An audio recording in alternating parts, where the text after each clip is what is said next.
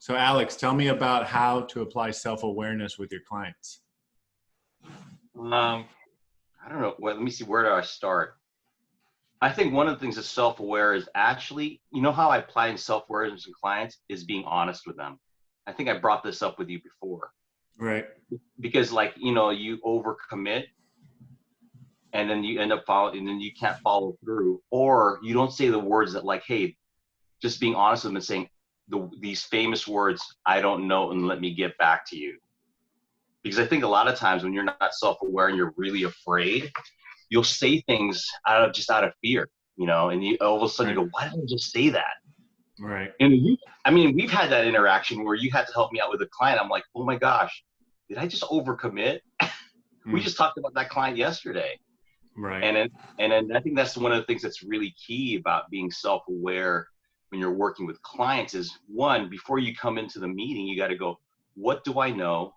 And what it ends up happening, instead of being so afraid that you can't give the right information, I think of it as an opportunity to have another meeting. Most of all, if the client hasn't made a decision yet. I like that. Yeah, because they go, you know what, I really don't know about that. Let me look into it. One, they'll respect your honesty, and then, like I said, when some major big projects came up, right? I just had an old client get back with me just for information, and I just gave her exactly what she needed. And I said, hey, this is when I can do it, and this is the date I need to do it.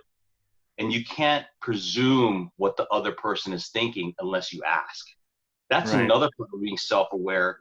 Is one of the things I'll start to presume is someone makes a facial expression. They maybe just had a fly in their face, and you go, "Oh my God, that person's mad at me." You never know.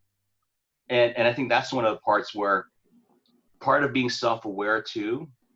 It's like what you and I talked about, is asking a lot of questions, because you can't presume what another person's thinking. Right.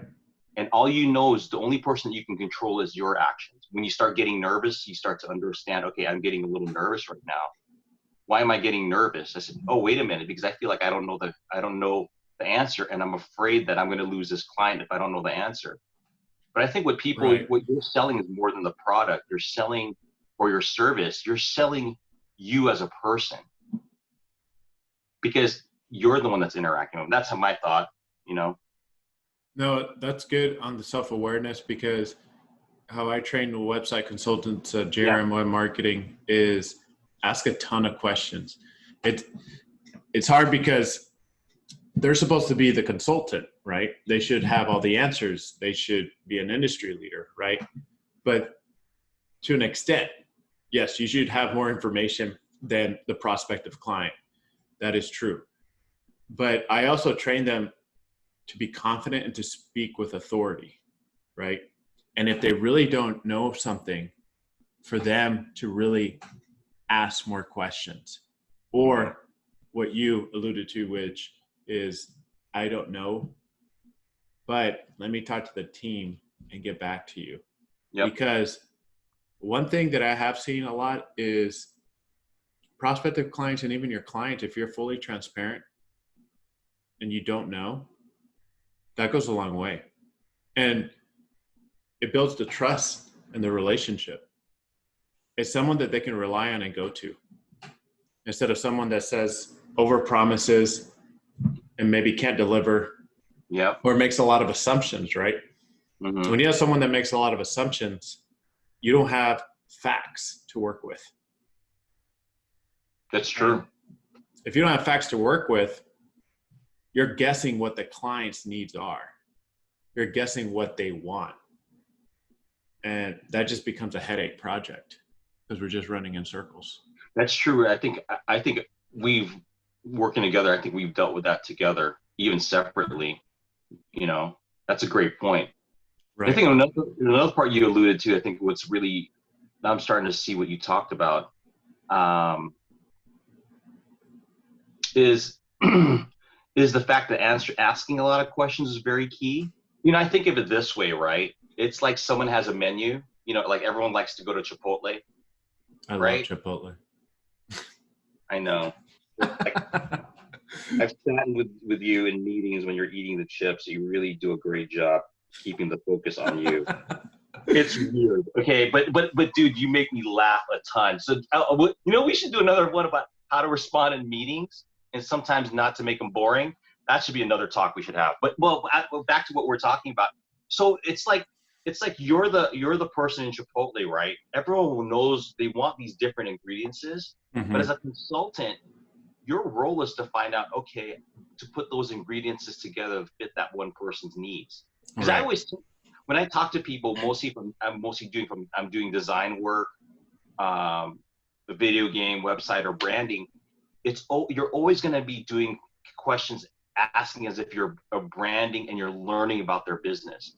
Right. The reason why designers get bored, I get bored, is because I'm not learning. Like right now, there's another customer I'm looking at doing some AI stuff, and it's a completely different business. I understand what AI is, but I've never worked directly with a customer that way. I talked to the CEO today, and what made our conversation interesting was she saw the fact that I was really interested in what she wanted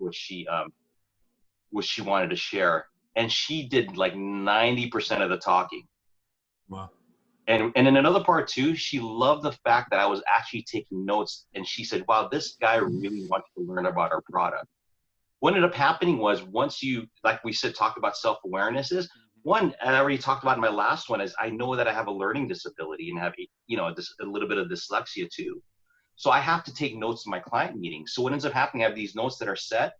I'm actually thinking of solutions of what they're going to need. So I have a good response, or reiterating back to them what they just shared. And she really appreciated it. She actually said, I have a client right now. I have another meeting. I'm going to tell them I'm running late because I love our conversation. Wow. I like that. So that's the part, I think that's the part of self-awareness. If I didn't know I had a learning disability, I didn't know that I can actually be honest with the customer. Sometimes people get offended by taking notes in front of them, but I go, hey, I take notes because, I just want to. Really? Yeah. People get offended? Yeah. They'll be like, oh, I just want the attention to me. You know why? Because 80% of it's part of the assumption thing, but you can see it in their body work. I said, so what ends up happening is I'll go, sometimes you just want to have a conversation. You just have to have a feel with it, Interesting. I never encountered that before. And people will either say yes out of just to be polite, or you know what? If you can see their reaction of their face, this is what self-awareness does. You go, oh, okay, this is like emotional intelligence. You go, you know what? Don't worry about it. I just need to just know more about your conversation. And then they go, oh, okay. You can get a feel of people. I think that's the reason why another part too we talked about was, part of it is the danger of people looking at their cell phones. They look at an emoji, but they don't know how to emotionally look at people's facial expressions and how they are. That's what you have to be as a parent. Right. It's the same thing as being with your wife. You go, she looks at you a certain way. You go, oh, I'm dead. Or you get that smile. You're like, yes. You're like, yes. Yeah. So I think there's a lot to go on just working with clients. It's like I said, self-aware, but aware outside of yourself. And self-awareness is not self-consumed. Self-consumed is you only think about yourself. Right.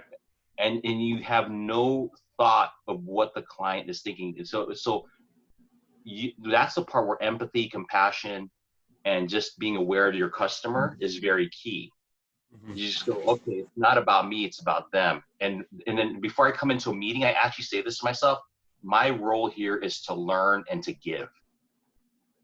That's great. And that should be that way. Yeah. Every time I go into a meeting with one of our web developers or website consultants, right, we're talking about a deal, like one of the things I always say to them is, where's your pen and notepad? Right. And if they don't have one, I make sure they have one, because I don't want them to forget, and they have great ideas. I want them to write down their ideas too. But I really like the humble heart. We talked about this in previous episodes, but the humble heart of yours, that you're already aware that you have a learning disability, which, thanks for sharing that. That's very vulnerable. And because you're aware, you know that you're not good in this certain area, but you're doing things to pretty much tackle that area. Mm-hmm. And the notepad and the pen, that's awesome. I respect that.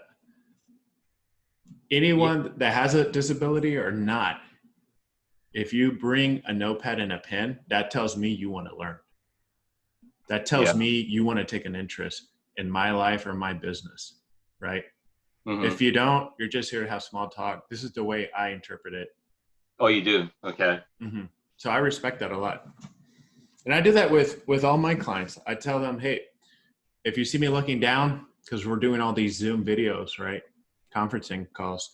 I'm like, hey, if I'm not responding right away, or I'm not looking at you, it's because I'm writing notes. And they're like, oh, that totally makes sense. And I was like, yeah. So I just let them know so there's no awkwardness. That's true. And then I repeat it all back to them. Mm-hmm. Just to make sure I didn't miss anything. Mm.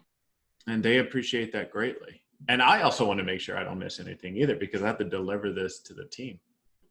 Well, can I ask you something? Because I think one of the things that you helped me out, I thought I was pretty good with clients until we started working together, because I think you have a stronger background in sales.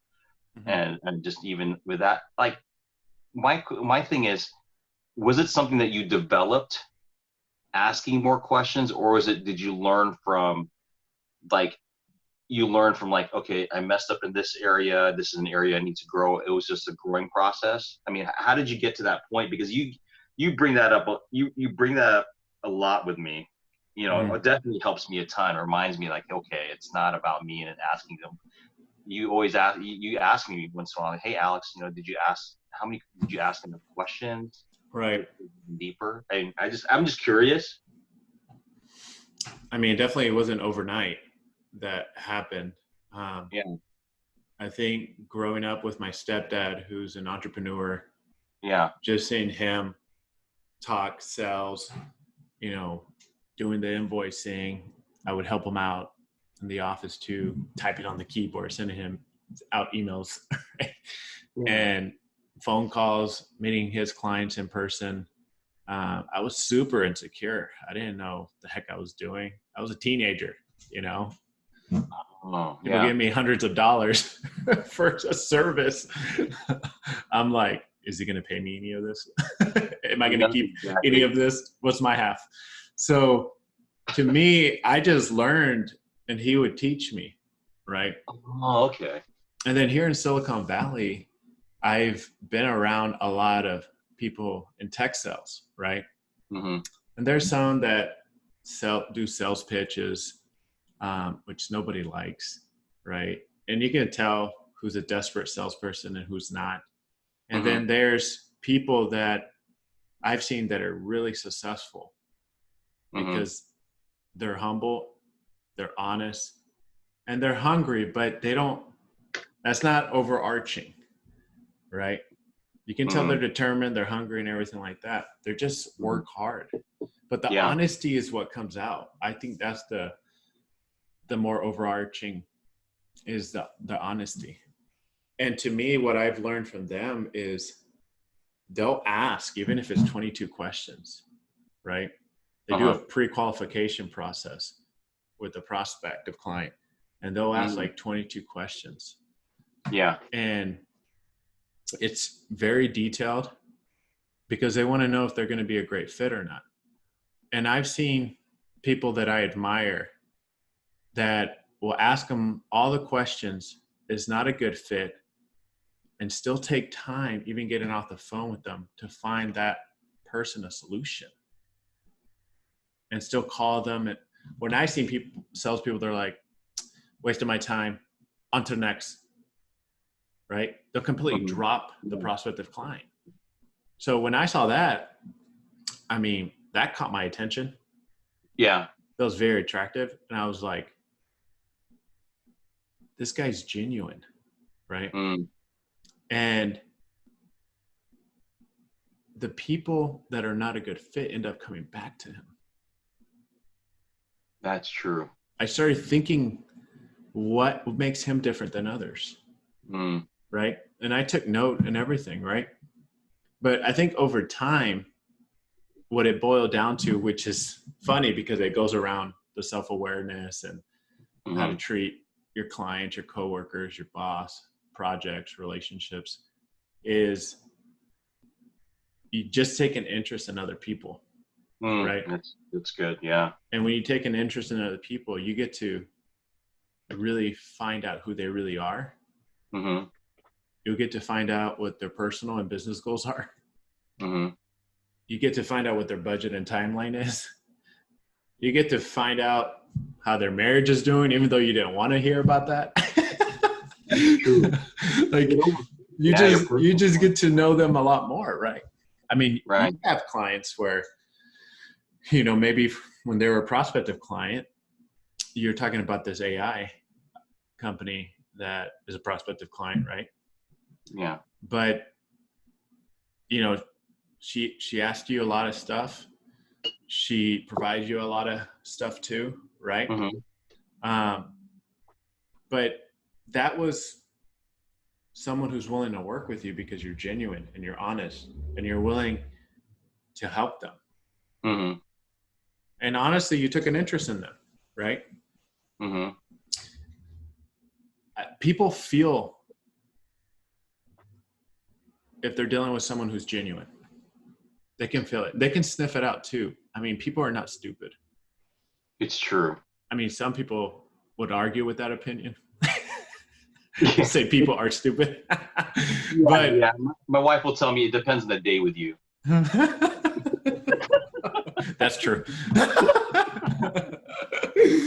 Right? I'm like, wow, that's a great point. I'm glad because you had mentioned that, because I think one of the things we talked about too is, you know, I started a father's class, right? And they were talking about one of the stats. They said that like a lot of people, well, the numbers have gone, you know, it's between 80 and 90%, you know, your body language. I'm not saying I think we're both on the same page. We're not saying that to assume things, but our body language, you know, is 80 to 90%. It's how we communicate more so than what we say. Right. And it's funny because, like, you know, like my kids and my wife would actually know when I'm angry. I had a long day at work. I'm like, I just worked a 12-hour day. I come home. I'm like prepping myself on the way home. Happy thoughts, happy thoughts, happy thoughts. Okay, I'm at the door. Deep breath, inner peace, right? And then you go, right? You have the smiley face. I walk in the door. Dude, my kids at that time were like 7 years old. Hey, guys, hey, how's everyone doing? They go, Dad, why are you mad? My face is like this, but I'm smiling. It's all like this, right? And they can see it. It's just like my wife goes, yeah. I'm like, how do they know? Right? Maybe you don't hide it well enough. Yeah, you know what? It's something I think we talked about too, about openness too as well. One of the things I do too because I hate public speaking. You know, mostly when I speak in like either a church service or I speak at like a college or a company meeting or whatever. You know what I actually do now? I actually say it right in front of the meeting. I said, you know what? I'm actually nervous, you guys. That's good. I go, you know what? And I tell them, I said, that's honesty. I go, I really don't like public speaking. So if I start stuttering and doing stuff, it just breaks the ice. They start laughing. They go, yeah, you're probably going to want to stop listening to me after about 30 seconds. I think that's the part where I noticed the worst times when I did speak was when I wasn't completely honest about how I felt, how I was actually feeling, and people want that. And it's authentic. And then when you're gauging the audience, like getting to know other people, and I think this is where we're leading to another part too. Self-awareness starts to overflow into your clients and other people. When you start to listen to, I remember one time I was talking at Stanford. There was a bunch of football players there, and I was like, man, I'm intimidated. I said, those guys are probably about a foot taller than me. They're going to Stanford. I'm like, I want to be them. I'm like 20 years older than them, right? I'm like, I'm totally impressed. But you know what was amazing was I was able to acknowledge them in the meeting. I said, you know what, you guys are pretty lucky to be here and stuff. So we started talking about football, and it really broke the ice. Right. Because understanding who your audiences are. And so I wouldn't speak, and a couple of them weren't kind of paying attention, but they were like, oh my gosh, this is like the guy actually acknowledged. Right. Not in a way where like a comedian would like go after a heckler, but we were both laughing together. And I said, and I complimented him. I said, you know what, man, as far as I got was high school football. If I can go back in time, I'd want to be you. They started laughing. But Yeah. it doesn't matter because I'm still short.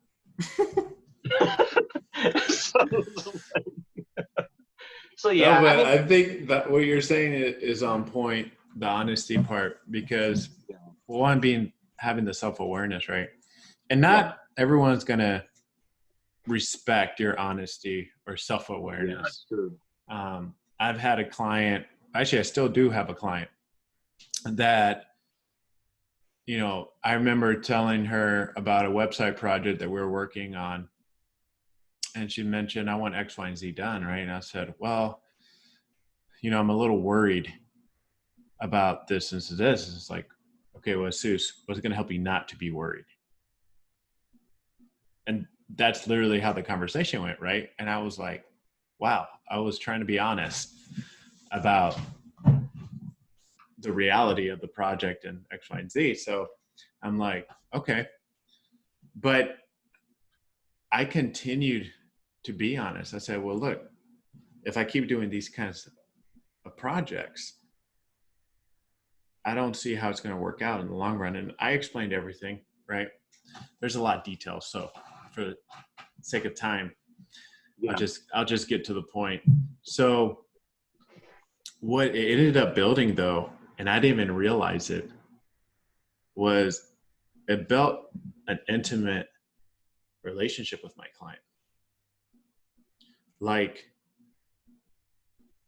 my client will come to me and ask for advice on things. Mm-hmm.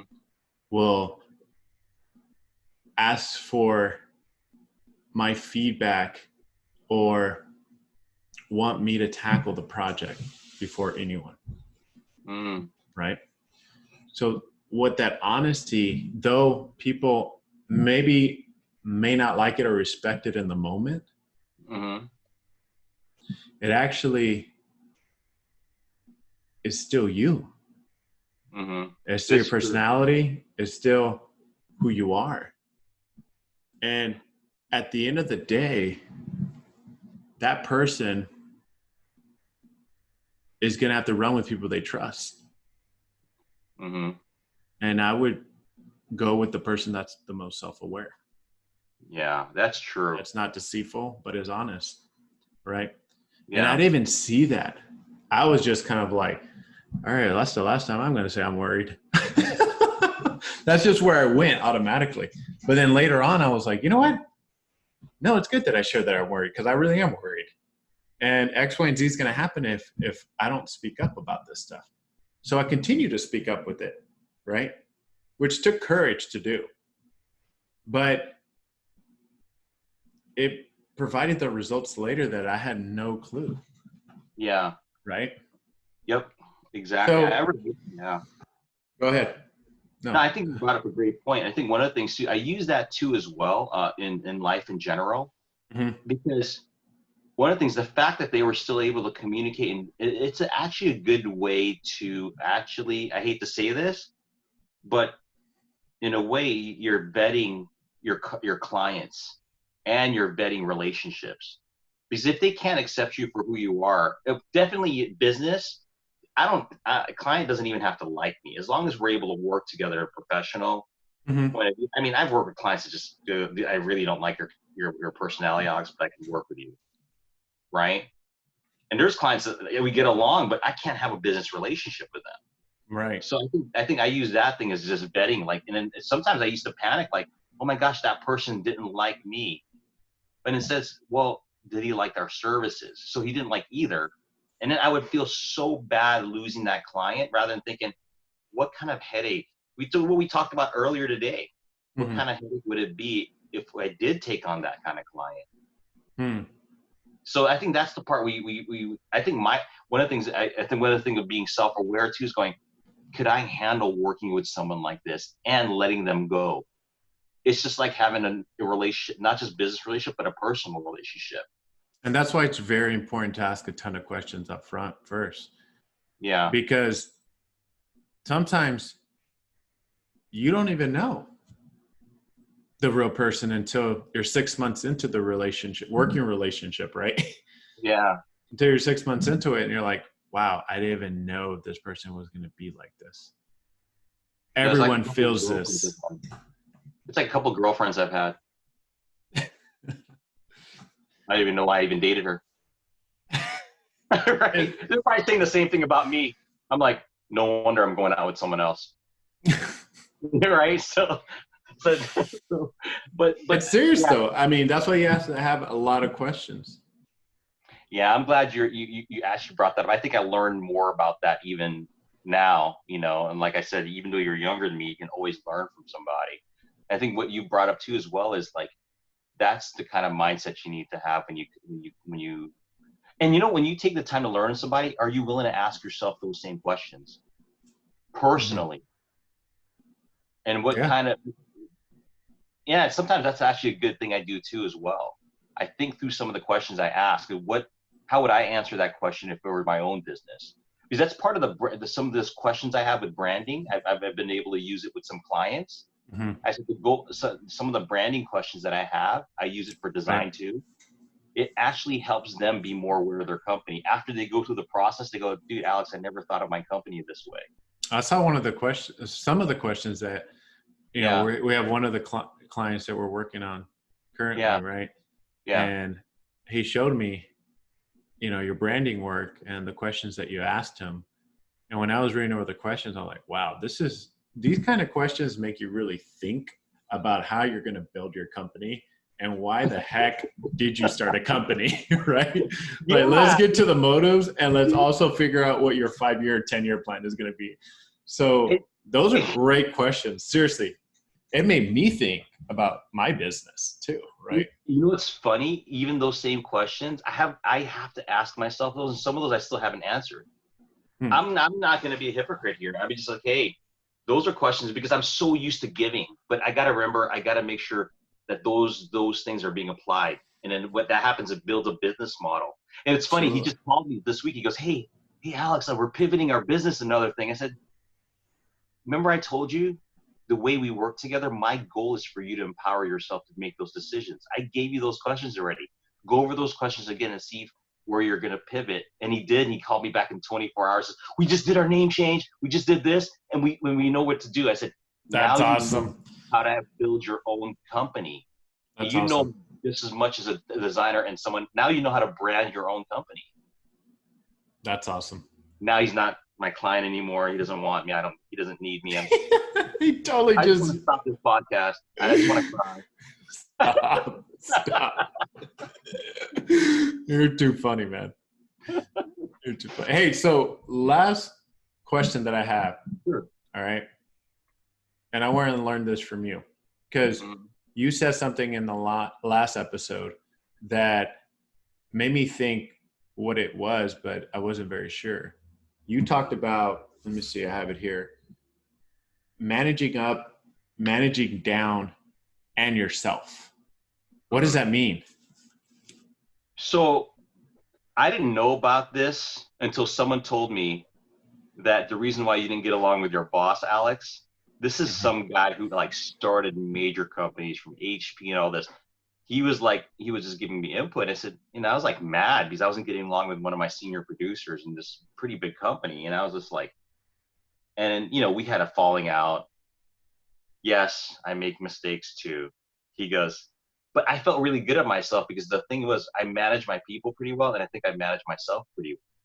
He says, you know what your problem was? You did a horrible job managing up. Wow.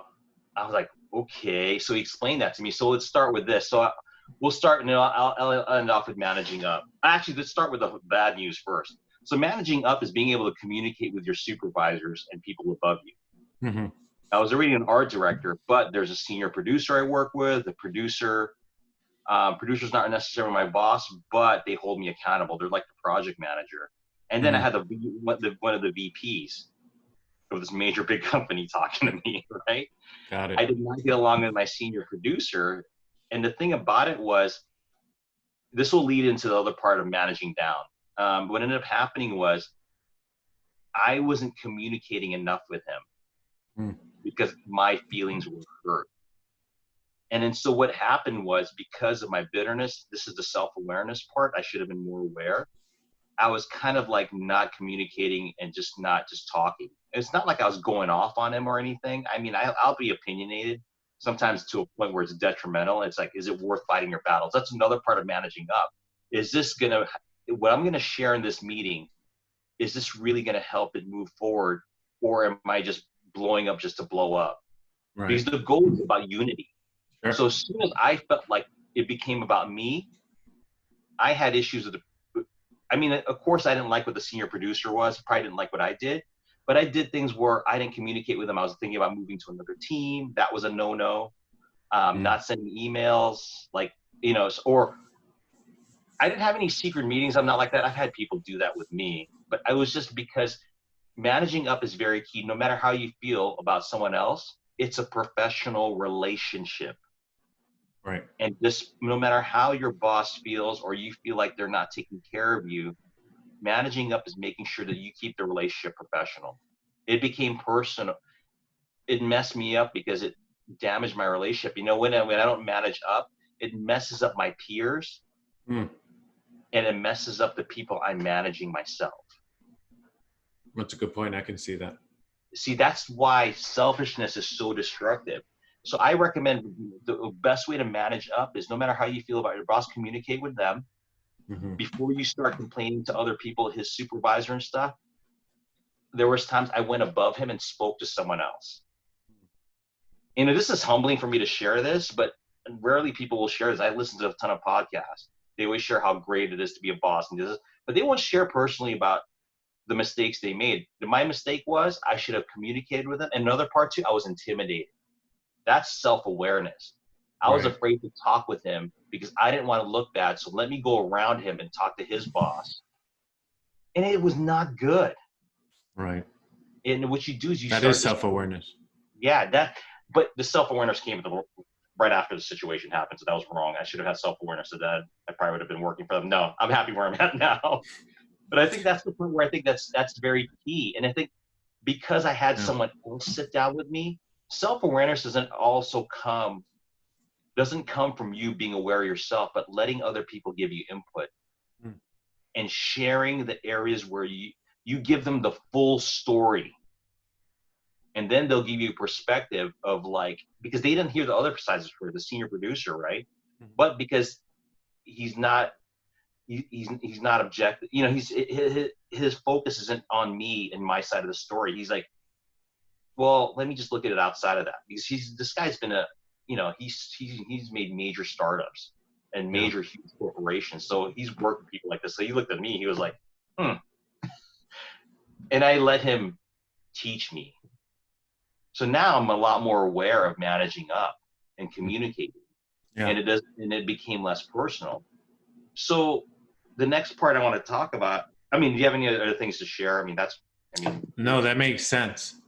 Yeah. Yeah, I wanted to hear about the managing down. Okay, so managing down is very key. Okay, so when I became a manager, right, this happens, management is actually leadership. Leadership isn't about, everyone has their point of view what a leader is, but the way I've learned to be a leader was, remember I told you I had to transition to that? A leader actually is a servant, and who actually works, doesn't tell people what to do, but works with his people. Right. So when I managed, right, I actually this is the part where you have empathy and compassion and emotional intelligence, right?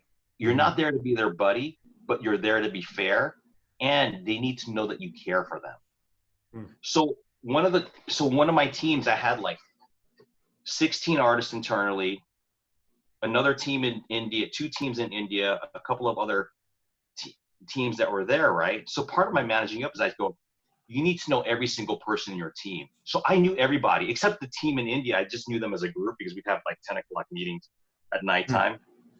because I'd have to have late once a week meetings with them.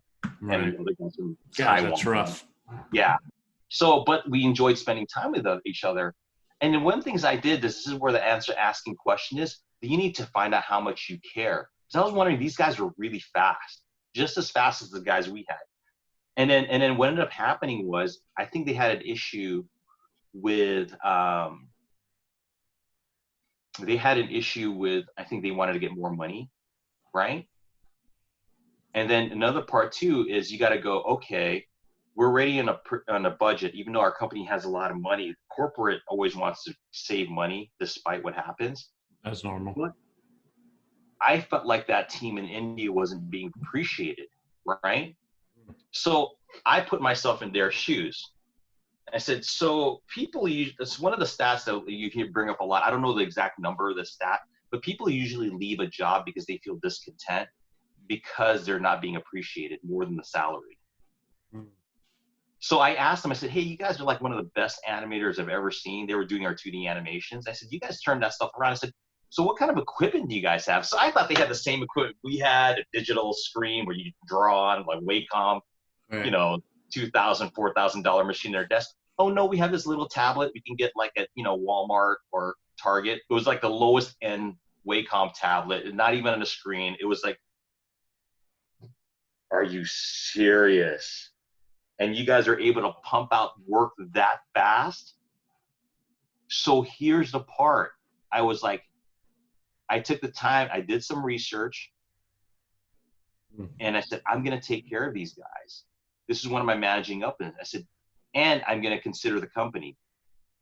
So what I did was I said, hey, I did a presentation to show my senior producer. And I said, if we give them this equipment and they're ready this fast with animations, this will increase their productivity to 25 to 30%. This will be in less than a 2-week, 3-week, we'll pay for all their equipment. Guess what? I gave that, it got approved. The guys from India were so happy. We gave them top of the line equipment. That's awesome. And because you know what they felt like? I said, you know what? They really appreciate it. And then when their team had to be disbanded and thing, they still wanted to work with me. They're like, Alex, you know, we want you to be our art director. We need more equipment. Yeah, you need more equipment. So that's one of the things. Money isn't always the one thing. I lifted them up in a lot of meetings. That's great. And another part of managing That's awesome. managing down is taking care of the employees there. One company, everyone was crying because they were working so many hours. It was centralized leadership. Just to have one little movement that would take 10 minutes to be done, we'd have to email Japan for them to approve it. I mean, my junior artists were crying. The other guys were afraid to cry because they didn't want to look bad. I was crying because I wanted to see my kids. We were all dying, right? And that's when I did that one thing, the training program for my team, art team. And what ended up happening was I said, we need to sacrifice now. I made it instead of you need to get your job done, we need to sacrifice now. So you guys need a life balance. You know why? Because I burned myself out personally in the video game industry. And I didn't like seeing my team suffer that way. It wasn't right. They were a good team. So what I did was, and I said, if we're going to get out of here, if anyone stays here longer than 6:30, I'm going to choke all you guys. So they started speeding up their work. They started going in. And another part too was they started saying, oh my gosh, Alex cares about our life. Don't you have a life after this? And another part too is some people, bosses, I noticed this, I'll have lunch with my team maybe once a week or once every other week. They go, Alex, why don't you join us for lunch? I said, you know what? I'm your boss. You need your break away from me. And it gives you an opportunity to talk all that trash about me while you're having lunch. They were laughing so hard, right?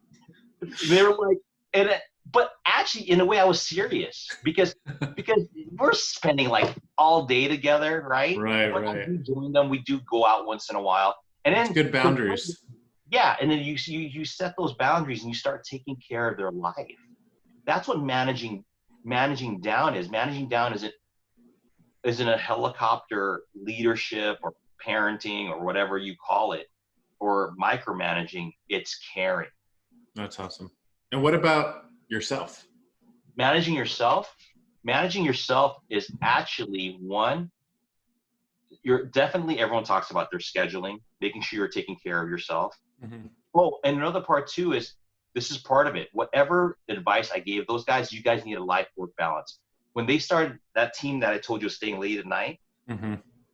they started having extracurricular activities. I said, unless you have wife and kids, I definitely know you need to have fun. You're like, Alex, we're rock climbing. You want to go rock climbing? It was the same guys, right? I go, yeah, rock climbing. Are you serious? I'm afraid of heights. Right? And I was like, dude, whatever. And then they loved it. But that's how they knew, because you know what? They'll start inviting you stuff.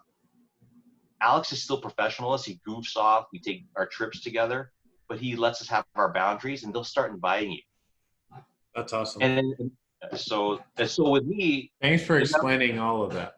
Yeah. So managing up, the managing down, and also yourself. Yeah, it's taking. And another part too, the reason why I had issues with my manager that was managing me up, your role is, as a manager, you need to protect your team. I was burned because my producer did not protect me. When, you know what, as a leader, if things start hitting the fan, you need to stand for your team and just don't go, you know, if like Jesus, you're working for me, like straight up Jesus. Mm-hmm. I said, let me go talk to him. I told you to be like, before you start destroying your team. You know what ended up happening? I think that's what messed me up when I felt like I wasn't getting along with managers above me, because you know what? It was all about them and saving themselves. Part of managing down with other people, they need to make sure, like I did with that team in India, I was like, hey, I got to take care of their needs.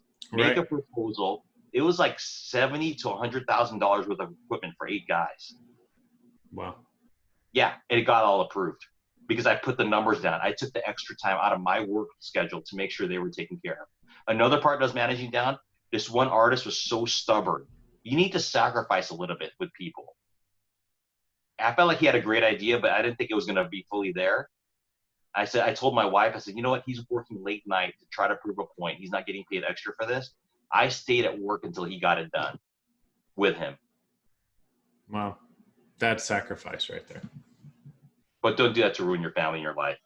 Even though he didn't get approved, right? I was kind of going to be right, but I thought of it as a learning experience for him. Now he's got something to learn about what certain ideas do work and work. He'll have that. And that's where you go. Yeah. He'll be like, oh, okay, I remember what I learned with Alex, and I ruined his family. Oh, and yeah. And we talked about him when he wasn't with us. Yeah. So those are great lessons learned. Yeah. So back to managing yourself, you have to do the same thing. Mm-hmm. You got to make sure you're taking care of yourself personally, holding yourself accountable. But another part too, part of managing yourself is letting other people give you input. Every meeting that I had 2 or 3, at least one guy, when I was having meetings, critique my meeting for me. That's good. And have people look at your work.